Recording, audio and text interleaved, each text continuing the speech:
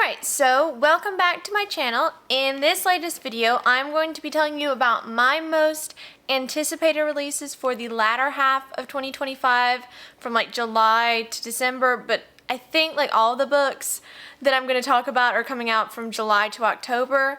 So it's really like it's July to October, so I might have to do a part 3 if there are any that are coming out in November or December. We will see. If you've not seen it already, I did do like a part 1 of this a few months ago, which was my anticipated releases for January to June. So this will be like July to October. But without further ado, let's get into the list. And honestly, all of these books should be on your TBR if they aren't already. But let's get into the list, and before we do, please like and subscribe and do all the YouTube things, etc, etc, etc. But now, actually without further ado, we will start off with the July releases, which there's actually a lot. Like, I did not realize until I was putting this list together that there are a lot of books I'm excited for that are coming out in July, which is a good thing because July is next month. So I'm just going to go in release order for these. So first up in July, we have The Irresistible Urge to Fall for Your Enemy that is coming out on July 8th. So this one I didn't even know about until I saw it, I think on Barnes & Noble's website. I was just looking at like upcoming releases, I think. There might have been a sale, I don't know. That's not the point. And it was kind of just a cover buy for me, but it does look interesting. So it's the first in a new romantasy duology, so it's not like fine literature, but I do think it's going to be fun. So apparently, from what I've learned from the blurb, is we have like our main guy named Osric. If I butcher these names, just ignore me. I don't do well with fantasy names, so just ignore me. But we have Osric, who is part of an order of assassins, and he like apparently has like been injured or I don't think he's been injured. I think he has like some disease that he needs to be healed like as soon as possible.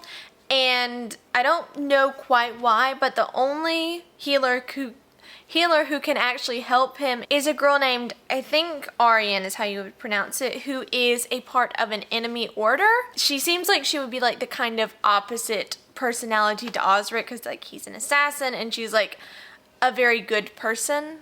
I know that's boiling it down to like very rudimentary character traits, but we are working from a blurb here. So, continuing on.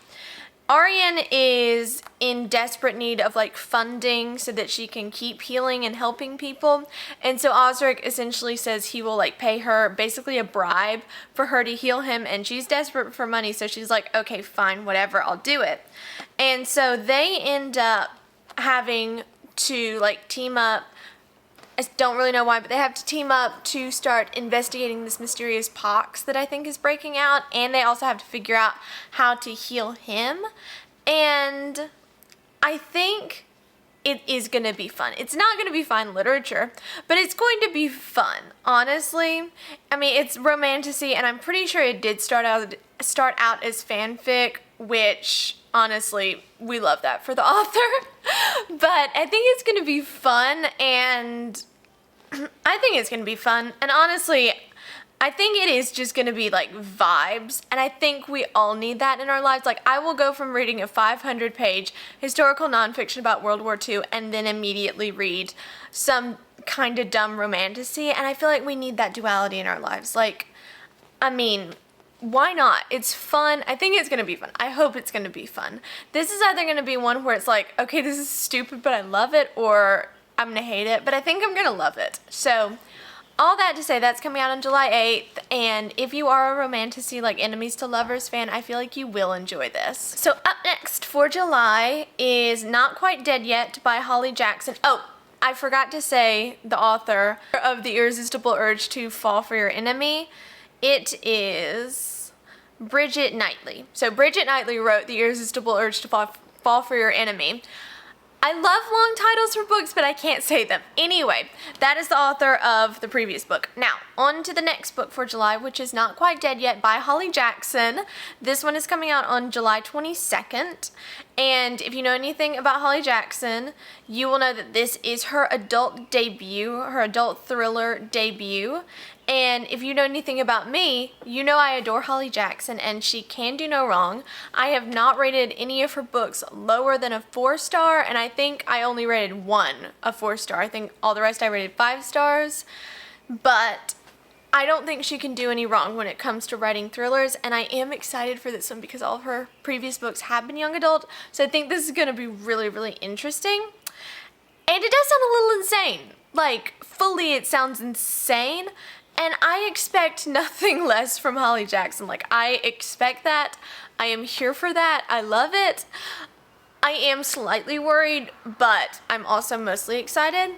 So, for a quick synopsis, on Halloween night, our main character, Jet, who's like really, like, comes from money and is really rich. She is like attacked by an intruder in her home, and she ends up suffering from like this horrible head injury, and her doctors are all convinced that like within a week, she is going to experience a brain aneurysm that is just going to be fatal to her, which is literally my nightmare. But anyway, so she is basically given a week to solve her own murder.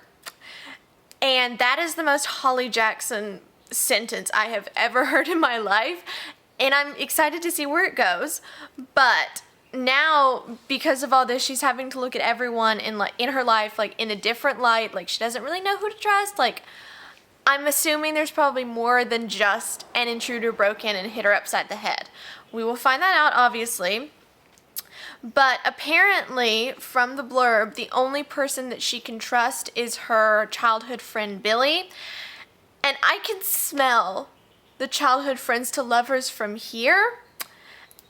And normally I would be here for that, but I'm not, because if Jet's gonna die at the end of this book, I can already smell just the tragedy. I can feel the tragedy already.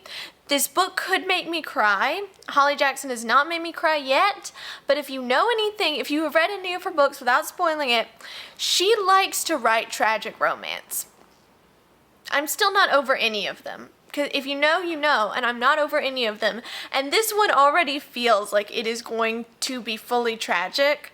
But anyway, so if my suspicions about that are correct, I might cry from this book, which is, yeah, great. It's going to be great. I'm excited. Don't get me wrong. I'm so excited for this book. I'm just slightly concerned because it's either going to be tragic if Jet does end up dying, or I don't think Holly Jackson would go for the cop-out and like, oh, she didn't actually have a brain aneurysm, it's fine. It was like a shadow on an MRI or something. I don't think Holly Jackson would do that. Don't get me wrong, if she did do that and gave a happy ending, I wouldn't be totally mad. But we'll see. We will see. I honestly do kind of want to put this one in a reading vlog. We'll see. It's coming out in like 6 weeks or so, so we will find out. But I am excited. Scared, but excited. So we have 2 books coming out on July 29th. The first one is A Theory in Dreaming by Ava Reed. It's taken me like 10 times to say that. Anyway, this is the sequel to A Study in Drowning. It's the last book in the duology. I don't know if the duology has an official name. Either way, it is the sequel to A Study in Drowning. And I feel like most of what I could say about this book could be considered a spoiler for book 1, so I am. That's going to happen a couple times throughout this list. There are a couple where it's a sequel, and I don't want to say too much just because spoilers. So I'll keep this brief, but I'll say what I can. Suffice it to say, we were following our 2 main characters, Effie and Preston, and Effie has become the first woman enrolled in her literature college, which we love that for her. But that does come with its own challenges for her, and so both she and Preston are dealing with some other more like mysterious and sinister problems. I don't want to say too much, but because events that happened in the first book, it like ties back. Anyway, that's not really the point. They're dealing with like some sinister problems and issues, and I know that I am not doing this book justice at all. I am aware of that. I know I'm not doing good at this, but it does sound like it is going to be good. And I did pre-order the special edition with the sprayed edges that I'm really excited for. So yeah, if you haven't read A Study in Drowning, I would definitely recommend it because it's like the epitome of dark academia, like fantasy, and I love it. it has been like 18 months since I've read it, so when this comes out in July, I might, because I probably won't read this one in July, I'll probably save it for the fall because it has fall vibes, this series. So I may do a reread of book 1 and then read book 2. It feels like a very October book, like the series, the duology does. It feels like a very October duology. But either way, I'm excited. I know I didn't do it justice, so forgive me, but I am excited. Also, if you hear noises, it's like there's like construction going on, or I don't know. I think it's construction. It doesn't matter. So if you hear like banging and stuff, just ignore it, please. Forgive me. I'm sorry. Okay, so the other book that is coming out on July 29th is Glorious Rivals by Jennifer Lynn Barnes. And this is the latest installment in like the Inheritance Games universe. It's the second book in the Grandest Games series, which is like a part of the Inheritance Games like universe. It's like becoming this whole thing. And there's gonna be 20 million books by the time that Jennifer Lawrence is finished writing. Did I just... Okay, not Jennifer Lawrence, no. That would be iconic if she wrote the Inheritance Games, but no. By the time that Jennifer Lynn Barnes is done, can you tell I have a slight Hunger Games obsession? Okay, it's not Jennifer Lawrence who's writing these books. If Jennifer Lawrence did ever write a young adult series, I would be there for. I would read the heck out of that. But she has not, that I'm aware. So no, by the time that Jennifer Lynn Barnes is done writing this series, there's going to be like 20 million books, and I won't complain. I will not complain about it at all. Okay, as I am literally editing this video, I saw on Instagram that somehow I missed Jennifer Lynn Barnes. I still want to say Jennifer Lawrence. Jennifer Lynn Barnes has yet another book that's like 2 novellas in one, but they're also like basically 2 full-length novels. Anyway, she has another book coming out in November that I somehow completely missed. So that is happening. So there's the first book that I'll be talking about in my part 3 of 2025 anticipated releases, November and December edition. So yeah, she does in fact have another book coming out. There are going to be 20 million books in this whole universe series thing, and I am still here for it. Yeah. So, back to the originally scheduled video. Ignore what my hair looks like also in this clip, but we're going back to the originally scheduled video. I just wanted to pop in while I'm editing and say that, because I'm not surprised that there are 2 Jennifer Lynn Barnes books coming out this year, and I'm happy about it. But there's not really any information like on the Goodreads blurb about this, which understandable because literally everything about this book would probably be a spoiler for one of the previous books, because there's like 3 and 4.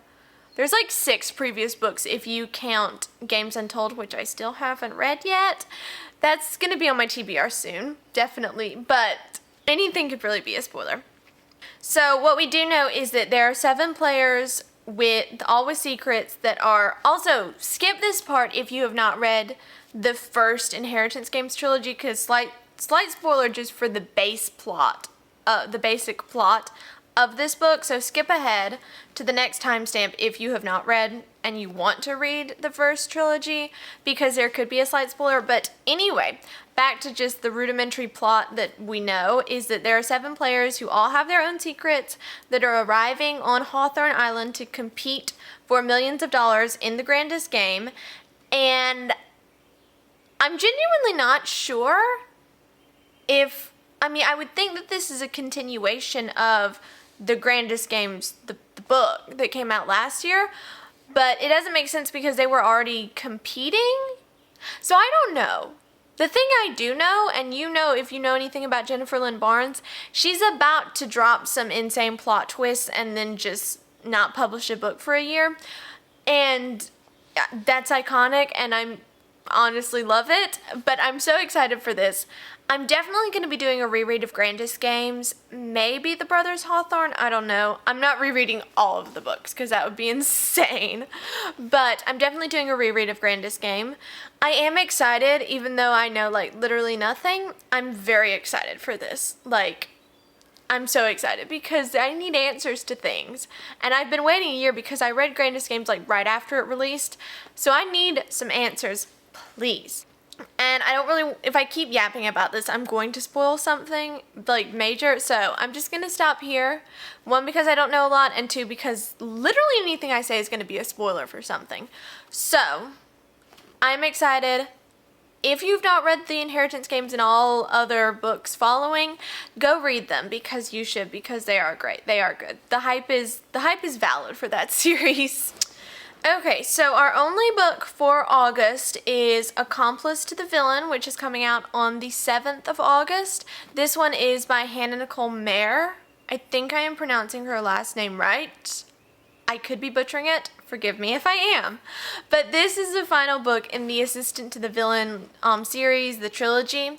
And it is a series that is probably not for everyone. I have heard mixed reviews because it's like a very unserious series, kind of silly at times, and I love that about it. Like, I personally love that.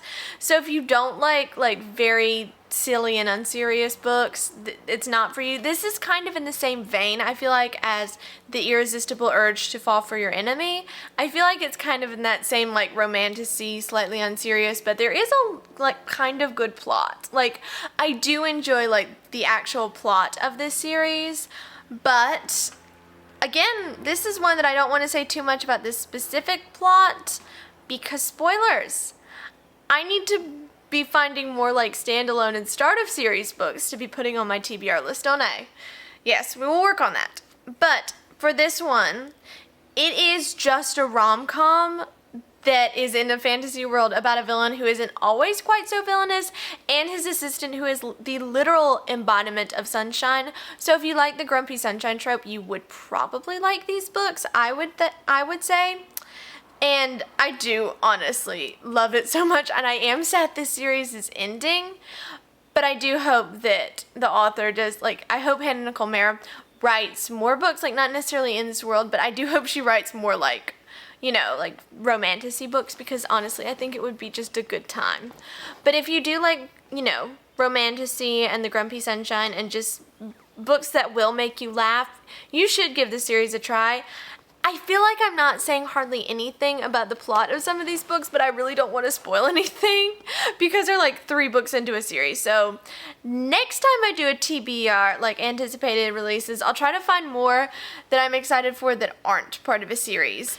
Okay, on to September. We only have one more book on this list that is part of a series, and the plot of this one is the next one, and the plot won't really spoil anything for the other books, so I can actually tell you the plots of books now, which is great. So up next, first for September, it is A Deadly Night at the Theater by Katie Watson.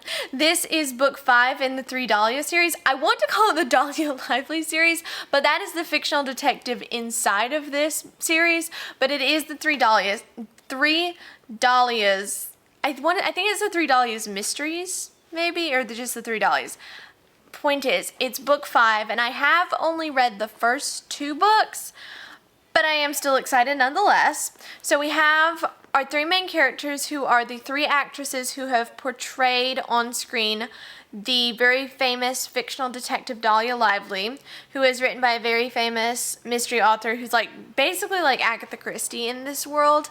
But these 3 actresses have all played Dahlia Lively on screen, and now 2 of them are both starring in different plays in London's West End, and our 3rd actress is there to like support both of them with their plays about to open. But before either of the plays can open, a man who has some history, maybe, with our youngest Dahlia, Posey. He is found dead in her dressing room, and Posey is found over his body with blood on her, which is not a good look for her, of course. So she needs the help of her friends, the other 2 Dahlias, Caro and Rosalind, to prove her innocence. But first she has to prove to them that she didn't actually do it, because there is a little bit of suspicion towards her, because she did have like some history with the man who got murdered, and so they may not be totally convinced that she's innocent. But I mean, let's be real, she's definitely going to be innocent, and they are going to solve the murder. And this series is just, it's such like a good homage to like the golden age of mysteries, and it's very like, I don't want to say episodic because it's not a TV show, but it's like the mysteries, like there's like a thread going through them with obviously you have the 3 main characters in every one and like character development, but like the mysteries themselves are very self-contained in the books, which I do kind of appreciate because I like being with the same characters, but like you can finish a book and you don't have this huge cliffhanger that you have to wonder about for a year. You can tell I read a lot of books that end on cliffhangers and then don't publish books for a year. I'm looking at you, Jennifer Lynn Barnes. I know Glorious Rivals is going to have a major cliffhanger. I just know it. Anyway, we've already talked about that book. Back to this one. It's just such a good murder mystery series. And also for this one specifically, I do like a lot of like the first 2 were like centered around like the movie sets and like all that. And this one being like in London's West End, I feel like that's going to be such a good setting for the mystery, and it does give me like slightly the same vibes as Only Murders in the Building season 3, I think it was. Yeah, season 3. If you've watched that, you understand what I mean because they were in a theater.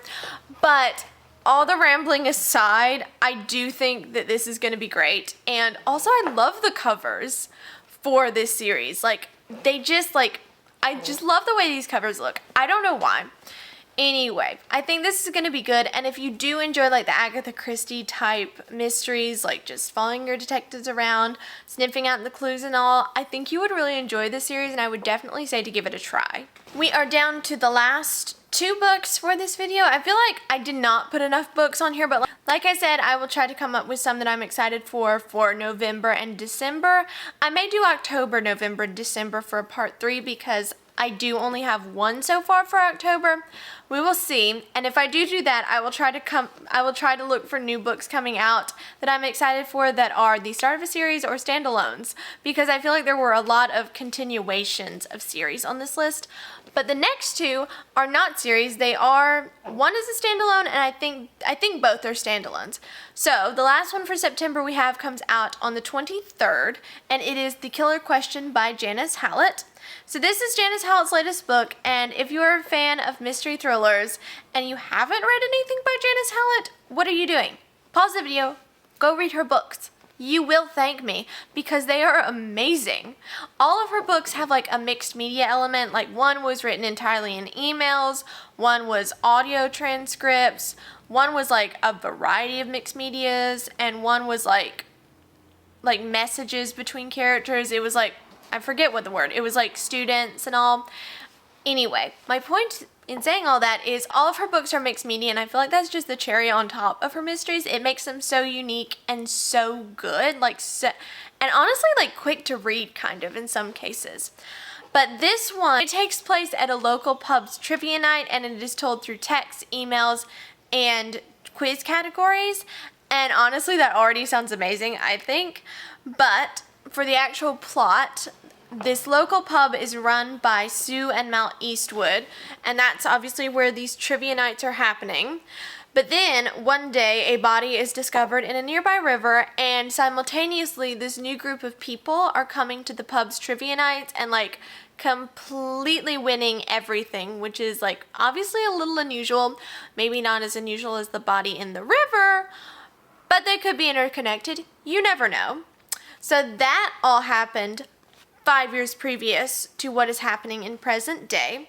In present day, the pub has become like completely derelict, and now Sue and Mal's nephew is determined to like figure out what exactly happened with this whole thing, and with that he is going to make a whole documentary about it.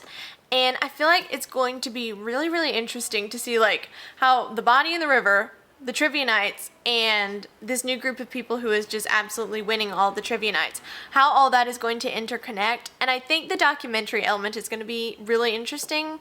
It reminds me a little bit of Murder in the Family. I do not remember the author. I'll put a picture of the cover. But that was also like mixed media true crime documentary. It reminds me a little bit of that, but it's Janice Hallett, it's mixed media. It's kind of ambiguous what the actual mystery is going to be, other than we know the pub becomes derelict after some mysterious happenings. I'm excited for it. Like, Janice Hallett has not written a bad mystery, and this one is going to be really good. I can already tell you that. I know it's going to be good. Definitely a 4 or 5 star, probably. Definitely. And now for the only book in October, our final book of the video, we have Alchemy of Secrets by Stephanie Garber. So this is Stephanie Garber's adult debut, and I'm excited and nervous. Like, Stephanie Garber is going to be, this book is going to be amazing, I am sure. It's going to be interesting to see what she does, because this will be her first book that's not in the universe of Caraval. So I'm excited, nervous, but mostly excited. So for the plot, we have our main character, Holland, who is in, I guess it's like a university class, which is called Folklore 517, and it is run by a woman who is just called the Professor. Who knows if she has a real name? She's just known as the Professor. And while everyone who takes the class, they all think that the stories that the professor is telling are just completely fictional, but Holland isn't so convinced, because she personally thinks that magic is in fact real. And so she decides that she is going to track down a local legend called the Watchman, who is supposedly able to tell you when you are going to die. And it's certainly a decision on her part. I personally don't think I would seek out someone who would tell me when I was going to die, but she did, and she found out that she was going to die at midnight that night or the next night. I'm not sure. Basically within 24 or 48 hours, something like that. Very soon is the point. And so she is going to die unless she is able to find this ancient, lost artifact called the alchemical heart. So she ends up being pulled into this magical, underworld world type thing that's just in LA, because it is, and she's essentially racing against the clock to find the alchemical heart, and she ends up meeting a mysterious stranger who claims that her sister sent him to protect Holland. But as they're finding clues to locate the alchemical heart, and I'm sure unraveling even more mysteries associated with that, it does become apparent that everyone is lying to Holland, including this mysterious stranger. And you already know that she's probably falling in love with this mysterious stranger when she starts to think, can I actually trust this person? We love fantasy main characters. They're so delusional and oblivious. We love them. We yell at them sometimes, but we love them. So she doesn't really know who she can trust and who's lying to her and who's telling the truth. So she has to find out who she actually can trust before time runs out. And it sounds really interesting. It is going to be so good, I know, because Stephanie Garber I don't think she is capable of writing a bad book. Some people might disagree with me, but I would say her weakest book was probably Legendary, which is book 2 in the Caraval series, and even that was good. If you haven't read Caraval and Once Upon a Broken Heart, please do. Technically, you can read Once Upon a Broken Heart without reading Caraval, but I would recommend it because you do get some backstory. That's also not the point. The point is, Alchemy of Secrets, I am so excited for. Can't wait for it to release. I can't wait for all of these books to release, but I will not keep you any longer. Those are all the books, and they probably should be on your TBR if any of them sound interesting.